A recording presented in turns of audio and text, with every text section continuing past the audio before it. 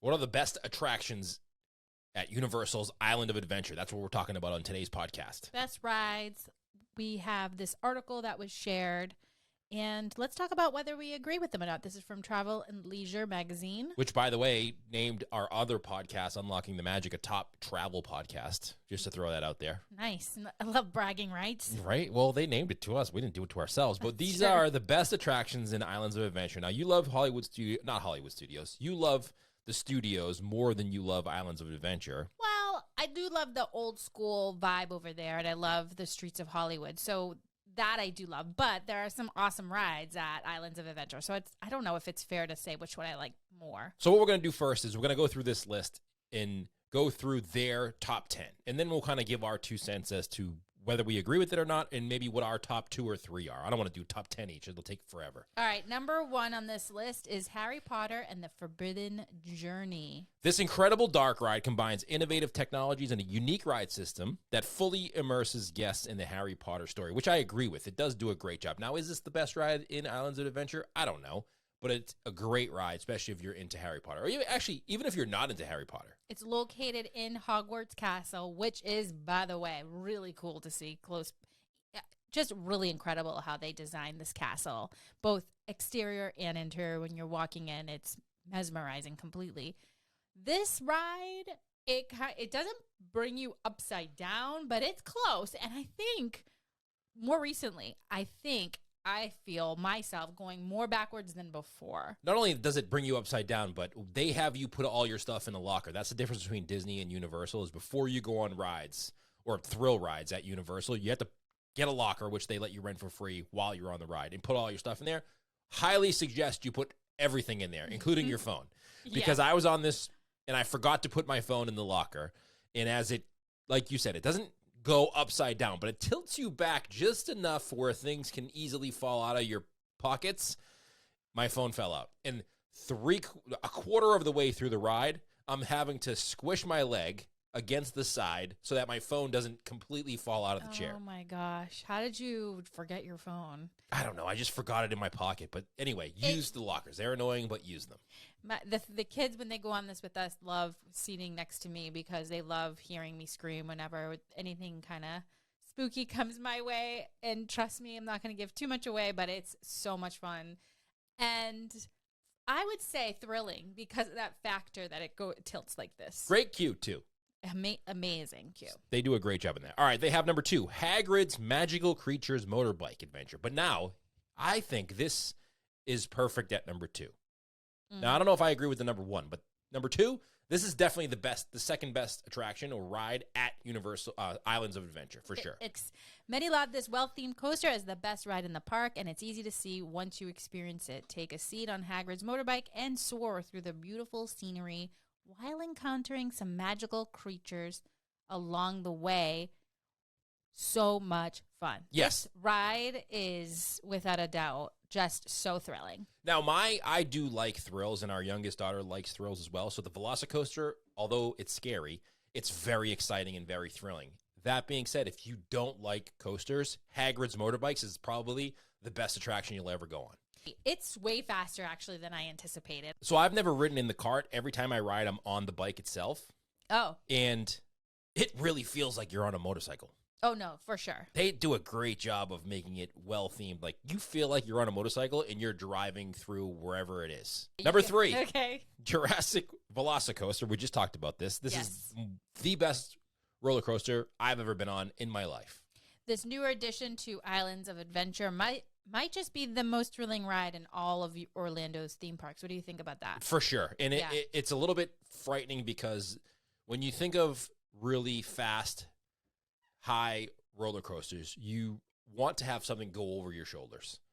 And this roller coaster doesn't have a harness over your shoulders. It only has one over your lap. So you kind of feel like you're insecure, but it does do a great job of holding you in. You convinced me because I chickened out the first time, but the second time you said you have to go on. You feel way more secure than any other coaster you've ever been on. And that sort of sealed the deal for me. All right, number 4, Jurassic Park River Adventure. Which I don't know how this is so high. I thought this was kind of boring, to be honest with you. Did you really? I did. I thought it was kind of boring. Yeah, it's a a nice drop and you get a little wet, but I thought it was kind of boring to be up that high on the list. There's so many other rides at Islands of Adventure that I would prefer to go on other than this one. What starts as a calming boat ride through Jurassic Park quickly turns into a thrilling escape, ending with an 85-foot drop. Whether you're not a fan of this classic dino movie, this ride is worth experiencing at least once. I think you weren't super into this one because we did decide to squish all 5 of us in one row. Maybe. And it was a little uncomfortable. Like, I do want to go on rides with my kids and fam, but not when I'm tight. I don't know. Even if there was only 3 or 4 people in my row versus 5, I didn't think it was great. I didn't think it was a bad ride, but I don't think it was top 5. I liked it a lot. I thought it was really fun. Next one, the Incredible Hulk Coaster. Now, you don't love this one. Again, back to what I was saying earlier about going upside down isn't my favorite. I don't. So now I understand what it is. When I go upside down and I do have that harness over my shoulder, it hurts my body, it hurts my head, whereas the Velocicoaster doesn't have that. So I actually love going upside down on the Velocicoaster. This is why I don't like the Incredible Hulk Coaster. It goes way too fast, way too soon. I'm never ready for that super fast launch, and it hurts my head. The difference between the Velocicoaster and the Incredible Hulk Coaster is the Velocicoaster goes faster, or just as fast, and it is a lot longer. The Incredible Hulk Coaster is over pretty quick. I wish it was a little bit longer, but I enjoy that one. It goes really fast. If you love coasters, you'll love that one. Number 6, Flight of the Hippogriff. This family-friendly coaster is another delightful addition to the Harry Potter-themed land. The ride is short, but it offers great views of Hogwarts. I would say that's the number one thing is the views.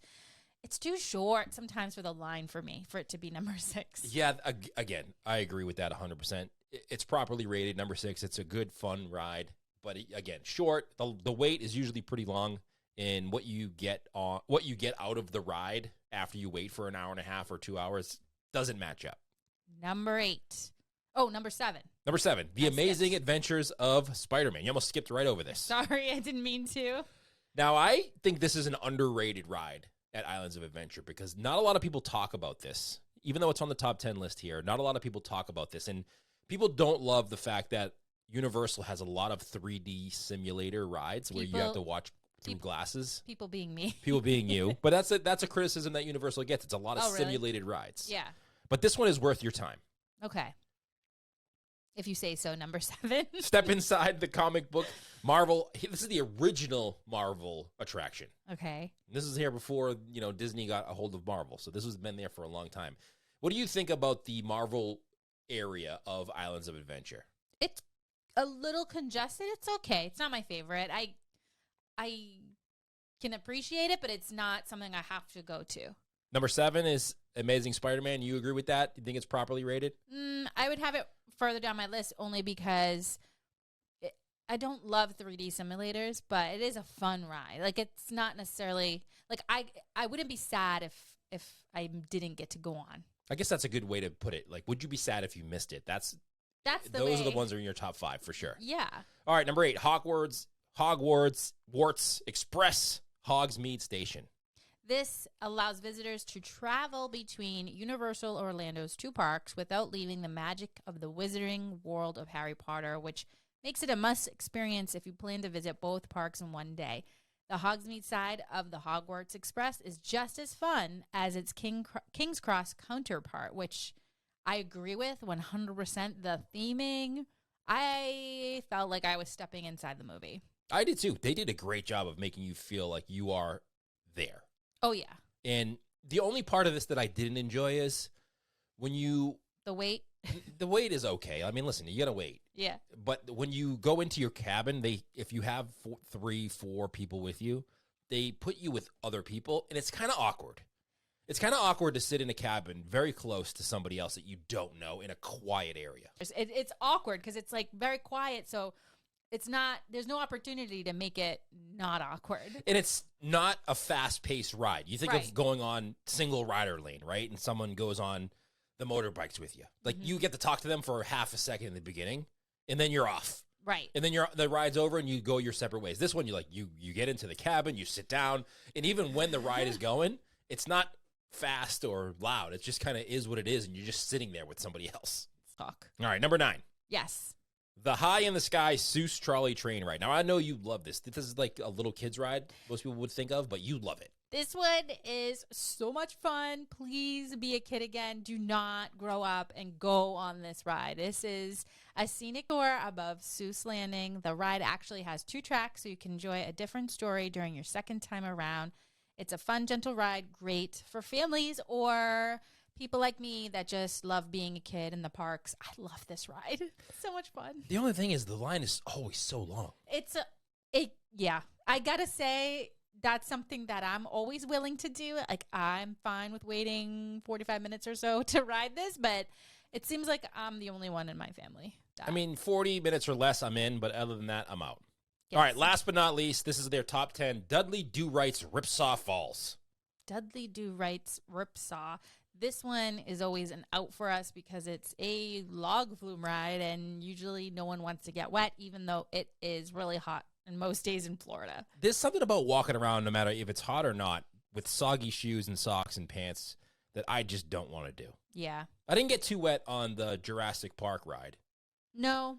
You get a little misty, but you don't get soaked. I think it was our seating location. And again, there was a lot of us squished together that I think made the water kind of like bounce over us. True. So if you don't want to get wet, maybe that is a strategy, but it was an uncomfortable ride, I think, for the most part. So I don't know if that's a great top 10, but people love water rides, I guess, because every theme park has them. So I guess you got to have a couple of them in there. You do. All right, so let's go to your top 3. Top 3 attractions for you at Islands of Adventure. What you got? And this is where we lose a bunch of subscribers because no one's going to like my list. Number 1, Hagrid's Magical Creatures Motorbike Adventure. That's a good number 1. Okay, good, because I think it's one of the best rides I've ever been on. Yes, Disney, even goes hand in hand with my all-time favorite in Walt Disney World, Space Mountain. That's how much I love this ride. Wow. That's saying a lot. It really, like, if you really know me, you would say, wow, I can't believe she just said that. By the way, before Connie gets to 2 and 3, hit that subscribe button. We're almost at 4,000 subscribers. Yeah. Just a way to throw it in there. If you want to check out our other podcast, you can check it out in the links below as well. If you're watching this video on YouTube, hit the like button, share it out, leave a comment of what your top 3 attractions or rides in Islands of Adventure is. We want to know. All right, Connie, back to number 2. Okay, I think I'm good. My list is good. I think where I'm going to lose everyone is number 3. But number 2, Harry Potter and the Forbidden Journey. I think you can't go wrong going inside Hogwarts Castle. I think just being in the castle alone is an attraction by itself. So that's why it's always going to be really high on my list. Love that ride so much. And then for number 3... High in the Sky, Seuss Trolley Train ride. I'm sorry. Why are you sorry?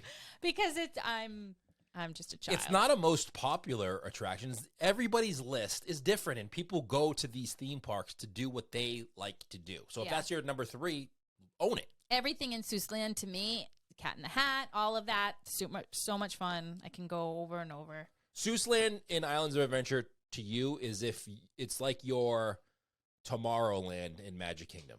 That's a really, really good way to explain it. Like, you like to hang out in Seussland, and then when we're at the Magic Kingdom, you like to hang out in Tomorrowland. That's where you'll find me. All right, so my top 3, if you're asking me, Connie. I'm asking you now. Is number 1, Jurassic World Velocicoaster. Best attraction ever. I could ride that 100 times. Yeah, I'm just you know what it is? That's a really great ride, and I'm not going to doubt that. It's one of the best coasters in Orlando. But it takes a lot of grit and a lot of nerve to get on there every time. And I know that's going to be me every time we go to Universal. So that's kind of why it's not on my top 3. Our youngest child is very much a thrill seeker. It's the only ride I've ever gone on with her where she asked me to hold her hand. And she's not necessarily that little anymore. She's not 7. Yeah. But it was, I agreed because it was comforting to hold her hand while we're going on that, especially since there's no shoulder harnesses. Yeah. Number 2. This is properly rated list. Hagrid's Magical Creatures Motorbikes. Love it. Number 2, great ride. And then number 3 for me, it's a toss-up. I could have said the Incredible Hulk Coaster because Hulk Smash. Yeah. But I'm going with, because that's enough fast rides for me, I'm going with the Amazing Adventures of SpiderMan for number 3. It's a good one. Take a little bit of a break. You know, I've been on Velocicoaster. I'm going on the Hagrid's Motorbikes. I'm going to go take a little bit of a break and just kind of go through SpiderMan. I do notice you're right. I don't hear a lot of people talking about that ride. So great ride. Yeah. All right. Okay. What's your list? Drop a comment below. Your top 3. I don't need to know 100 of them, but give us your top 3. Okay. rides at Islands of Adventure. We'll be hanging out in the comments when this goes live. And don't forget to hit the subscribe button and like this video. Thanks, everybody. We'll see you next time. Bye.